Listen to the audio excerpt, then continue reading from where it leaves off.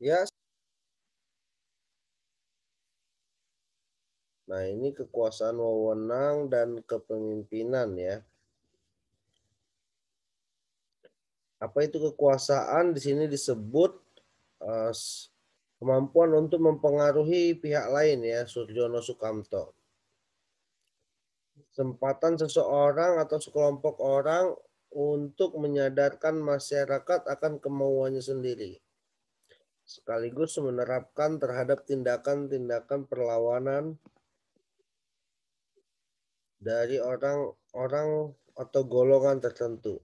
Max Weber. Nama kekuasaan ini disebut juga sebagai power ya, kewenangan. Kekuasaannya sama dengan kewenangan. Masyarakat mulai mengatur pembagian kekuasaan dan menentukan penggunaannya. Maka muncul yang disebut dengan wewenang. Kekuasaan yang ada pada seseorang, sekelompok orang mempunyai dukungan, pengakuan dari masyarakat. Nah, ini kekuasaan ini suatu wewenang ya, power dalam pengakuan dari masyarakat.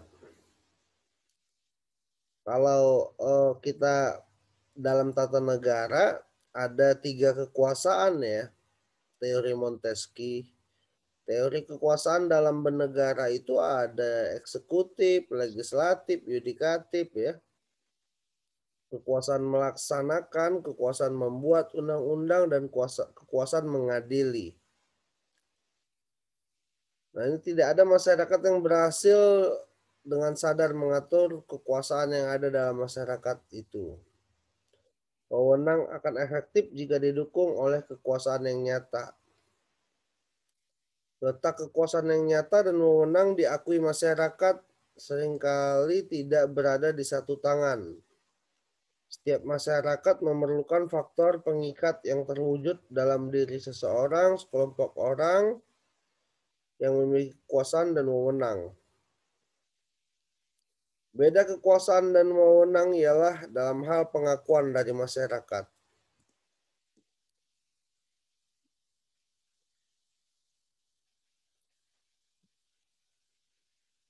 Kekuasaan tertinggi di negara ini memang masyarakat ya, kedaulatan ada di tangan rakyat. Walaupun dijalankan oleh pemerintah ya. Ini disebut dengan the ruling class. Sumber kekuasaan, hak milik kebendaan, kependudukan, birokrasi, kemampuan dalam bidang ilmu pengetahuan. Sumber kekuasaan dikaitkan dengan kegunaannya, maka kekuasaan dapat bersumber pada macam-macam faktor, seperti militer, polisi, kriminal, ekonomi, politik, hukum, tradisi, ideologi, dan diversion power. Perbedaan kekuasaan ya. Sifat hakikat kekuasaan dapat terwujud dalam hubungan yang simetris dan asimetris, seperti pemimpin ya. Unsur kekuasaan, adanya rasa takut ya, rasa cinta, percaya, dan ada pemujaan ya. Saluran kekuasaan, pastinya ada militer dalam negara ya. Ekonomi, kekuasaan ekonomi, politik, tradisional, ideologi, alat-alat komunikasi, rekreasi, dan lain-lain. Dimensi kekuasaan, kekuasaan sah dengan kekerasan seperti pemerintah, kekuasaan sah tanpa kekerasan seperti ideologi. Jadi kalau pemerintah kan memang membuat aturan dan membuat larangan hukuman ya. Kalau ideologi ini memang dia sifatnya doktrin tanpa kekerasan. Kekuasaan tidak sah dengan kekerasan, seperti tirani ya, tindakan kriminal. Kekuasaan tidak sah tanpa kekerasan, seperti intimidasi. Nah, jadi ada yang tidak sah juga ya, dimensi kekuasaan ini. Cara usaha untuk mempertahankan kekuasaan. Satu, meninggalkan semua aturan lama yang merugikan penguasa. Dua, mengadakan sistem-sistem kepercayaan. Tiga, melaksanakan administrasi dan birokrasi yang baik. Empat, mengadakan konsolidasi secara horizontal dan vertikal. Nah ini ya, cara mempertahankan kekuasaan.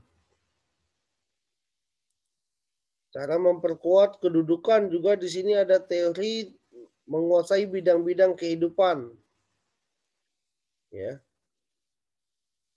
penguasaan bidang-bidang kehidupan dalam masyarakat yang dilakukan dengan paksaan dan kekerasan.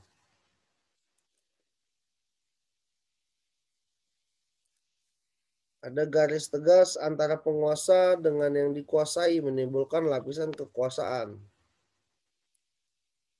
Kalau umum sistem lapisan atau piramida kekuasaan. Yang pertama ada tipe kasta ya. Ini McLever menjelaskan lapisan atau piramida kekuasaan. Ada tipe kasta dari garis pemisah tegas dan kaku. Kasta ini tidak ada mobilitas vertikal ya, dia ada tipe yang oligarkis ya. Ada garis pemisahan yang tegas berdasarkan kebudayaan masyarakat. Nah, dalam oligarkis ini terjadi mobilitas vertikal. Yang tiga demokratis ya, yang kita pakai sekarang ini demokratis ya. Kita tidak pakai kasta, tidak pakai oligarkis, kita pakai demokratis. Ya, demokratis itu dari rakyat, oleh rakyat, dan untuk rakyat. Nah, kalau masih ingat dulu materi ilmu negara, kita bentuk negara kita adalah republik ya. Republik bukan monarki, bukan mono, bukan satu, tapi dari publik ya. Mempublik ulang, republik.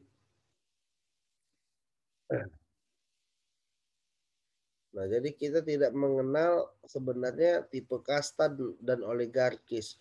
Walaupun pada prakteknya sebenarnya tetap masih ada saja ya yang memberikan pemahaman demikian.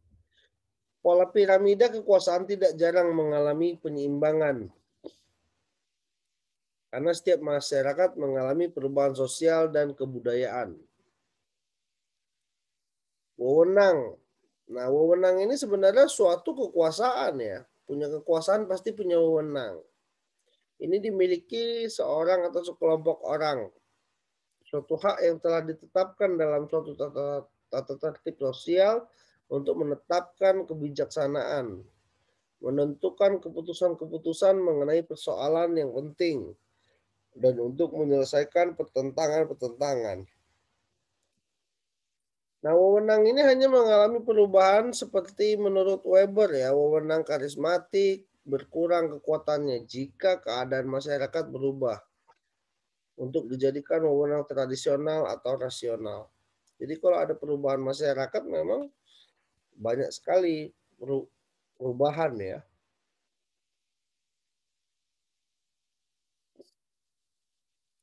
Perkembangan wewenang terletak pada arah dan tujuannya. Ada bentuk wewenang, satu karismatik, dua tradisional, tiga rasional legal. Nah, kalau kita pakai kewenangan yang berdasarkan dengan rasional legal ya, hukum ya. Jadi tidak melihat karismatik suatu penguasa, tidak melihat dari tradisional atau adat budaya seseorang. Kepemimpinan.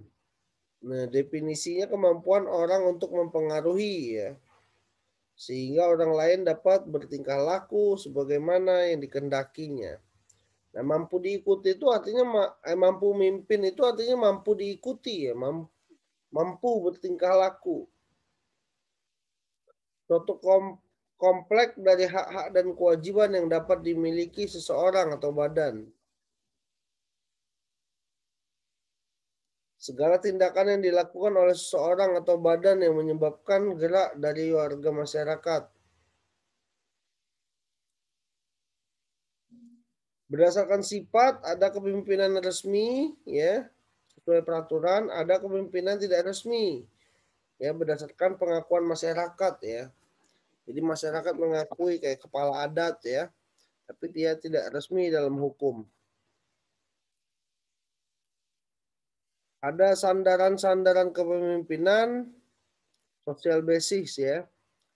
Pertama, susunan masyarakat. Kedua, kultur fokus, ya. Kultur fokus itu budaya, ya, budaya di masyarakat.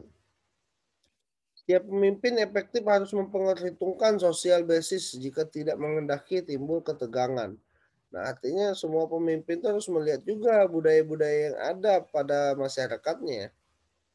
Secara sosiologis, tugas pokok pemimpin itu pertama memberikan kerangka pokok kekuasaan atau kewenangan, mengawasi dan menyalurkan perilaku kelompok. Kemudian pemimpin dilaksanakan dengan cara ada model yang otoriter, demokrasi, dan bebas. Nah, kalau otoriter ini macam ini ya, kerajaan ya, monarki. Kalau demokrasi ini seperti kita republik ya. Dalam bentuk negara republik memang kita demokrasi. Pemimpin kita dipilih dalam 5 tahun sekali.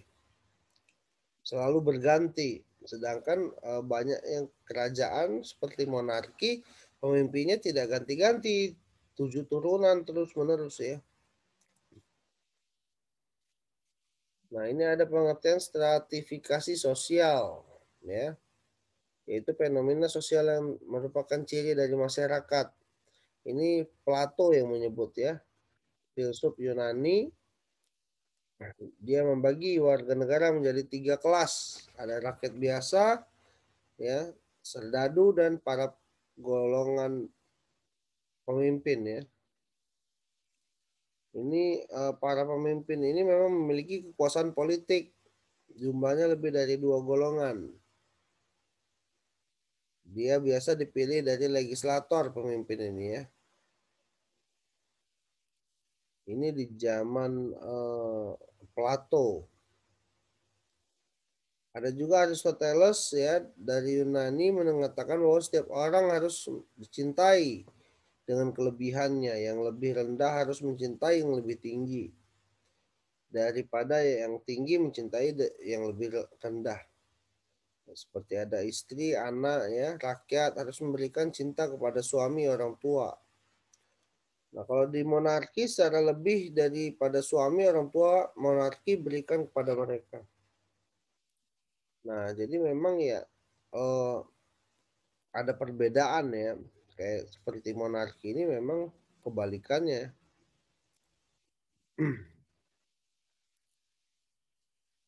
Nah, kemudian ini juga ada deskripsi singkat yang menunjukkan bahwa masyarakat itu diakui memiliki nilai yang sama. Terlepas dari masalah apakah nilai yang merupakan konstruksi sosial, status quo dalam masyarakat, sistem sertifikasi itu tidak bisa dihindari dari kelompok sosial. Ada ini Sukanto juga ya, Sujono Sukanto dalam Pitrim Asorokin menyebut sistem lapisan sosial merupakan ciri yang tetap dan umum dalam masyarakat yang teratur. Siapa yang memiliki sesuatu yang berharga dengan jumlah yang sangat banyak dianggap memiliki kedudukan.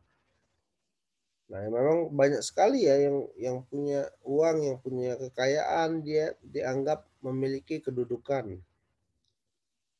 Ini mereka hanya memiliki sedikit sekali atau tidak memiliki sesuatu yang berharga dalam pandangan masyarakat itu banyak dipandang kedudukannya rendah ya. Setelah melihat bahwa sistem sertifikasi, nah sertifikasi ini merupakan suatu yang sangat umum dalam masyarakat.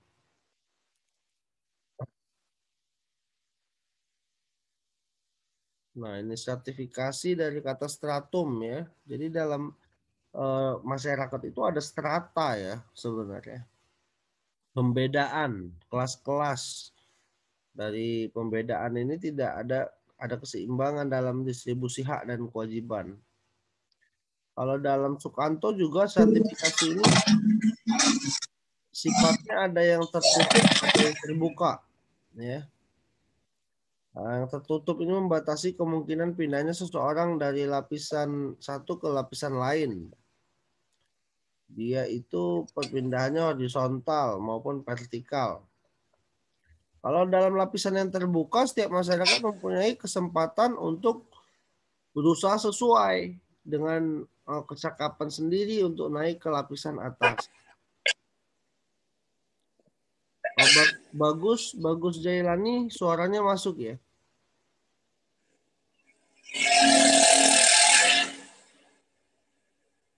Bagus Jailani.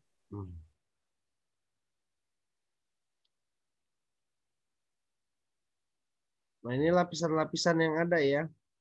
Ini lapisan tertutup, faktornya sifatnya script. Lapisan yang terjadi bukan karena usaha seseorang, melainkan berdasarkan kelahiran. Nah, seperti ini ya, putra mahkota di Jepang, pangeran Inggris, Jogja ya. Ya memang karena sudah dari kelahiran stratanya sudah tinggi. Bukan karena dia memiliki usaha sendiri.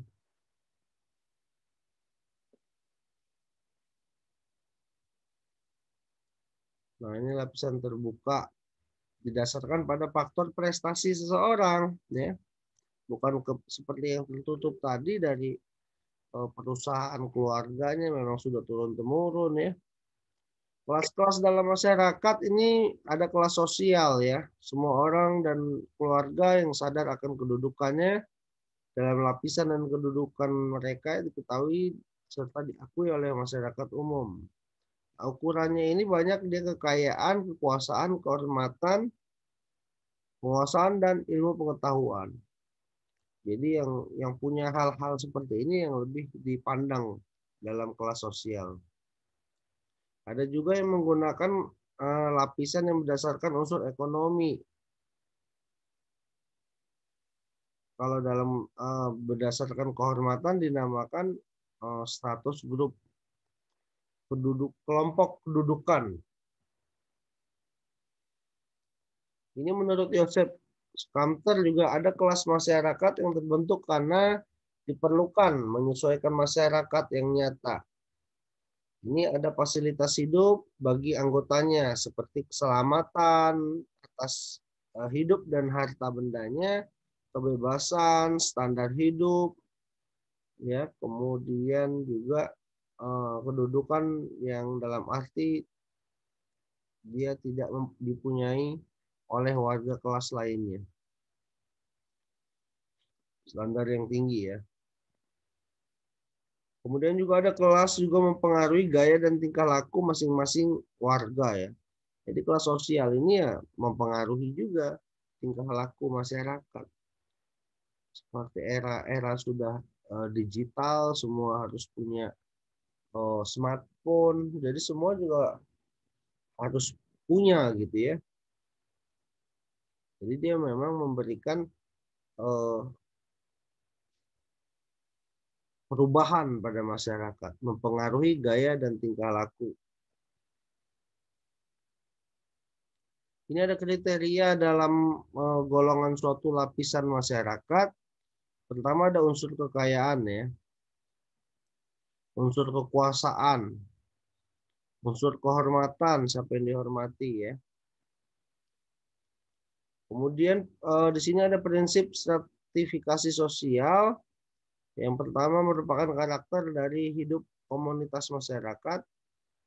Kemudian dia bersifat universal dan berubah-ubah sesuai dengan ini ya, apa namanya, kemajuan zaman. Stratifikasi sosial juga selalu ada pada setiap generasi ya. Stratifikasi sosial didukung oleh pola-pola kepercayaan. Nah, ada distribusi kekuasaan yaitu hak istimewa ya. Prestis yang tidak merata. Nah, ini kekuasaan didefinisikan sebagai individu atau kelompok yang memaksakan keinginan pada yang lain. Bahkan bila mendapat penolakan, penentangan, pada saat Anda memaksakan keinginan berharap orang lain tidak ingin dikontrol, Anda berarti memiliki kekuasaan. Jadi memang kebanyakan kekuasaan itu ada juga penggunaan paksaan ya dari pemilik kekuasaan tersebut. Di sini ada privilege ya, mengacu pada hak dalam suatu posisi hierarki ya. Dia membagi masyarakat yang memiliki dan yang tidak memiliki. Ya, dia ada yang memiliki kekebalan pendapatan, prerogatif, kebebasan yang kurang sesuai ya dengan strata bawah. Nah, privilege ini memiliki dua aspek, pertama ekonomi dan kultur. Yang privilege secara langsung dihubungkan dengan posisi ekonomi manusianya. Ada yang orang-orang dengan kesejahteraan yang lebih besar dapat memperoleh banyak keuntungan seperti pelayanan kesehatan dan dapat menghindari setiap kesulitan hidup. Nah ini ya, kalau dia sudah punya ekonomi. Yang kedua, norma budaya dapat memberikan keuntungan atau tidak beruntungan pada orang tertentu. Karena memang ya kalau kita kenal budayanya kita malah lebih akrab. Kalau kita tidak kenal budayanya ya bahkan kita sulit untuk mendekat. Ini prestis mengacu pada kehormatan dan status sosial. Jadi ada privilege, ada prestis ya. Dalam masyarakat ini ada kelompok yang memiliki prestis yang tinggi dan yang rendah. Nah itu tadi terkait dengan kekuasaan, kewenangan, dan kepemimpinan. Sampai